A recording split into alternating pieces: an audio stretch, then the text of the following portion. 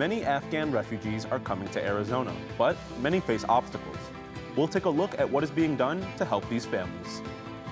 You asked, they answered. We show you an old fan favorite that the Coyotes have added to their jersey rotation. And later, on Break It Down, the levels of Native American representation on a new television show. Cronkite News starts now. Good evening and welcome to Cronkite News on Arizona PBS. I'm Sean DePaz. And I'm Diana Quintero. Thank you for joining us. Arizona is one of the 13 states accepting at least 1,000 Afghanistan refugees from Kabul. But they face some real challenges upon their arrival in Arizona. Cronkite News reporter Raven Payne tells us how migrants can prepare. According to the National Low-Income Housing Coalition, there is a shortage of more than 136,000 affordable rental homes in Arizona. The reality of these numbers is that incoming refugees will find it difficult to find shelter. Muhammad Asif Hadari came to the United States from Afghanistan 12 months ago. He ran into many obstacles upon his arrival because he said he had to figure it out all by himself. The big challenge when I came here, it was like housing. Housing is a big thing, and you, especially in this hot weather, they're coming with the kids. Most of Afghans I know, they will show up here with the kids. The first group of recent refugees arrived in Phoenix from Afghanistan in early September. As Hadari knows, these migrants face many challenges coming to a new country, but our expensive housing market and decreased housing availability poses a specific threat. You know, right now we're so short on inventory. Until that inventory levels out a little bit, I think that that's going to continue the way that it is until the inventory, stabilizes, if you will. Guntis' company works with refugee resettlement programs to find affordable housing. It's important in a housing market that saw a 29% increase in prices, according to Standard & Poor's. I don't want them to face the same challenges that I did when I came. When Hadari came to Phoenix last year, he had nowhere to go because he didn't apply for any resettlement programs. Now he works for an organization called RICE, which helps the refugee community. Hadari and others like him worry for their future in America, but they cannot escape the reality of relatives left behind. I say back at home, I have my siblings there, my mom there. They're facing the same threats. Life in the United States is ultimately a dream for many refugees. Safety and the ability to live out the lives they want to is why they look for sanctuary in the States. Afghan refugees here on special immigrant visa receive $1,200 a month for housing. Others here on humanitarian parole may receive assistance from refugee groups, but are not guaranteed government help with rent. In the newsroom, Raven Payne, Cronkite News. Disturbing video from Texas appears to show U.S. Border Patrol agents on horseback swinging long reins at migrants. In one video, an officer's horse nearly charges into a migrant who falls back into the water. In another, a person on horseback yells profanity at the migrants. Thousands of migrants are gathering in a temporary site under the Del Rio International Bridge in Texas as they wait to be processed by U.S. immigration authorities. The head of Homeland Security says he was horrified by the images. Any mistreatment or abuse of a migrant is unacceptable, is against Border Patrol policy, training, and our department's values. Indeed, we have directed an investigation. That investigation is underway, and it will be conducted swiftly, and the public needs and deserves to know its results. He says some 4,000 migrants have been moved from under the bridge to other processing centers, and more movement is expected in the coming days. Today, a press conference was held outside the Arizona Capitol building calling on Senator Kyrsten Sinema to take bold action on President Biden's Build Back Better agenda. Surrounded by local artwork, signs, and a 3-foot ice sculpture to highlight Arizona's climate crisis, the Arizona Working Families Party gathered around at the Capitol, urging the Democratic senator to step up and build back better by supporting Joe Biden's $3.5 trillion plan. 91-year-old Dolores Huerta, who is known as one of the most influential labor activists of the 20th century, flew in to make a speech at this gathering. She says the Build Back Better will help farm workers as well. Well, now it's time for all of us here in Arizona to stand up again and to let Senator Sinema know that she could not get away with being an obstacle to the progress to alleviate the human suffering that we have right now in the state of Arizona. Government funding is set to expire on September 30th. The Treasury Department says the debt ceiling will be breached in October without congressional action. A notable Arizona politician is being honored this Hispanic Heritage Month. After the break, where you can find a photo exhibit celebrating Arizona's first and only Mexican-American governor. And when we come back, Arizona cities are fighting for a right to the Colorado River's water supply.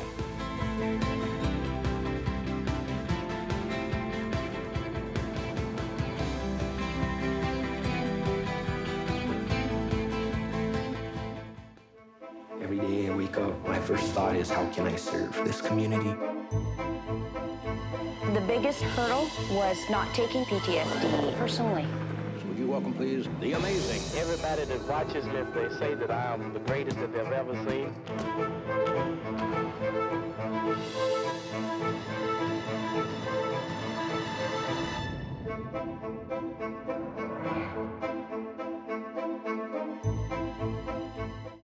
I was so excited when I learned that I was going to be the next moderator of Washington Week.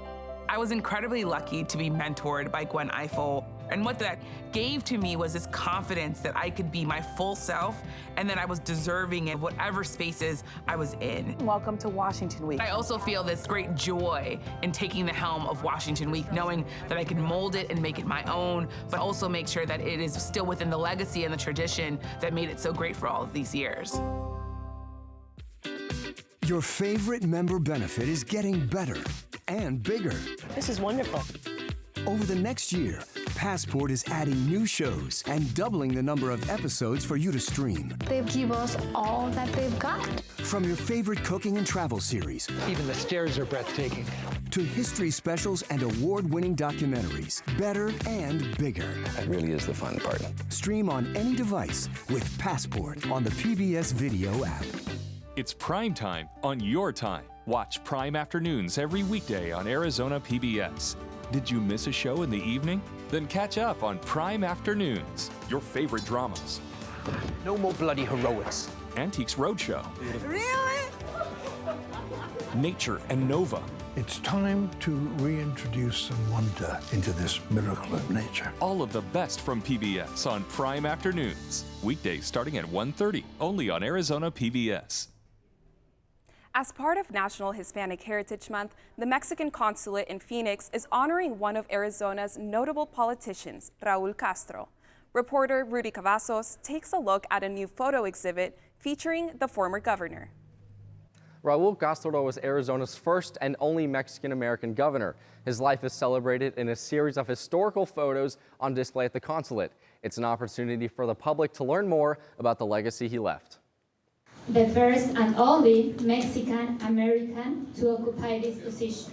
The photo exhibit follows the triumphs of Raul Castro, his role as governor, U.S. ambassador, and public servant.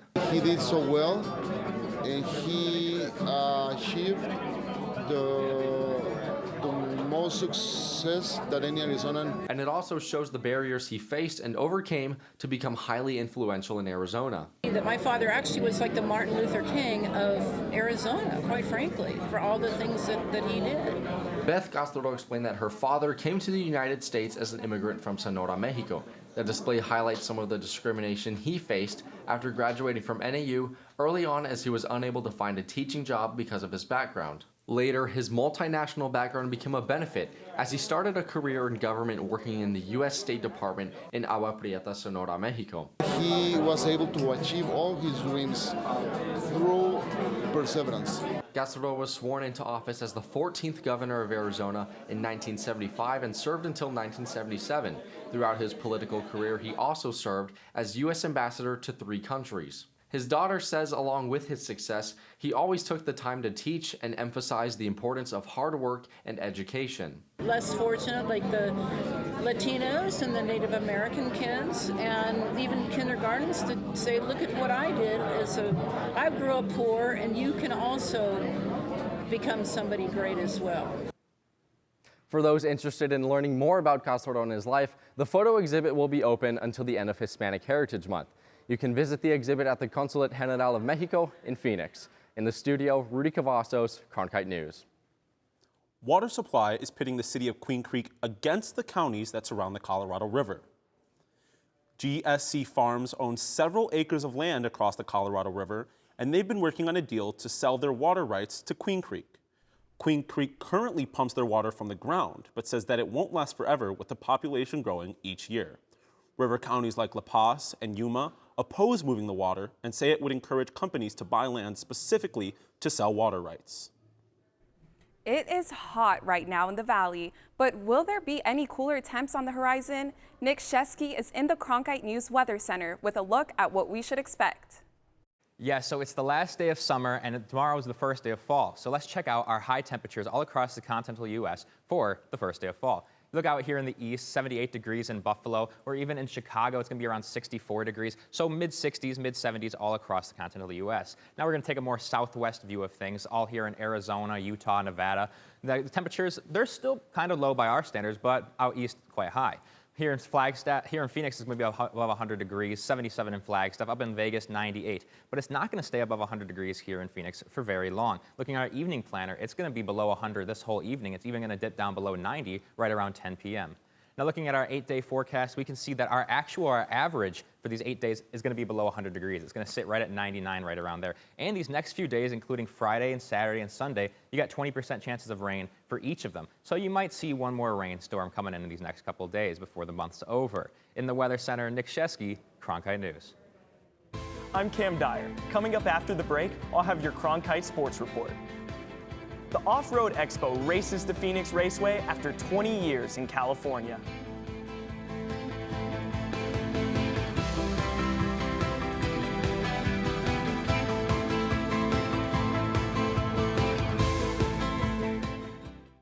Passport is adding new shows and doubling the number of episodes for you to stream. For the first time ever, our most popular programs have been selected just for you. But there's so much more. Whether you like to travel, Wow. feast, And calories don't count. look back, That is me. discover. You know the whole story. There's something for everyone. Let's get to it right away. Stream on any device with Passport on the PBS Video app. What you get from Washington Week that you will not get anywhere else are the best and the brightest reporters from different media companies, and they're able to have a real conversation about things that are happening in Washington and around the country. But it's also a show about issues that are relevant to different communities. How do you think that As the moderator, I feel this deep responsibility to bring in those other perspectives so that people understand how power and politics impact their daily lives. Friday nights at 7 on Arizona PBS. Cronkite News provides students at ASU's Walter Cronkite School of Journalism with the opportunity to gain real-world experience in the newsroom. At Cronkite News, our students produce professional content for audiences by taking on all roles, whether they be reporting, anchoring, producing, or studio production. Each department gives students first-hand professional newsroom experience. For more information, visit cronkitenews.azpbs.org.